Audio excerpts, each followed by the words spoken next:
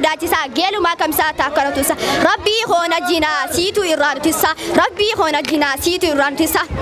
geelee qofaa miti takka takka haati tattinnis na jira hijaaba dubrati yaa intalati yaa dubra taateeti afaanis mi'aawii dhiirtisi jaalatti hijaaba barattee naanaaf hin manatti daddaftee heerumuu isa hin feetu ati daddaftee heerumuu isa hin feetu ati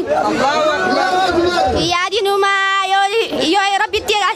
yoo ibaada jabeessaa hijaaba qabatte rabbiin akka fedhu ati yoo ni taate gaariin gaarumaa fi kan rabbi jaalatte rabbiin sumaa fidaa yoo itti hirkatte rabbiin sumaa fidaa yoo itti hirkatte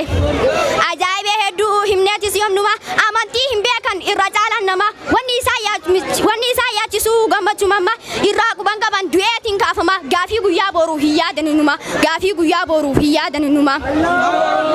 yaatanoo abjattee hijaaba durbitu owwaa zaabaasan saatii yaadaddu tayaatan geeleeshii hoguu gowwomsitu akkam taata gaafa duutee qabrii seentu yaa takka tadiirtii ishii jaalachuu xinqattu aara rabbii keetii jalaa akkami baatu yaa haadha sharritti ilmoo ishii hamtu deebii qopheeffattee gaafin sirraa naftu guyyaa haadha ilmoo wadheessee waybaatu guyyaa haadha ilmoo wadheessee waybaatu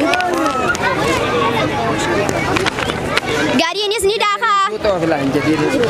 gariinis ni daakaa barjiddu matana maqaa dabbarsilaa hijaaba uffannaa malee shartii isaa yoom guna faashina maqaa heddummina ajaa'ibumaa bar yaa zabana kana ajaa'ibumaa bar yaa zabana kana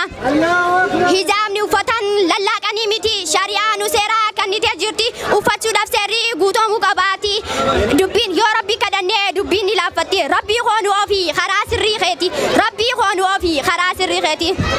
shamarran islaamaa hundiin wal taane hijaabni dirqama namuu yoo uffanne osoo ittiin qaanfanne namuu yoo ittiin boonne shi'aara islaamaa bakkayyuu mul'ifne hedduudha gammannaa dilirraa fagaanne hedduudha gammannaa dilirraa fagaanne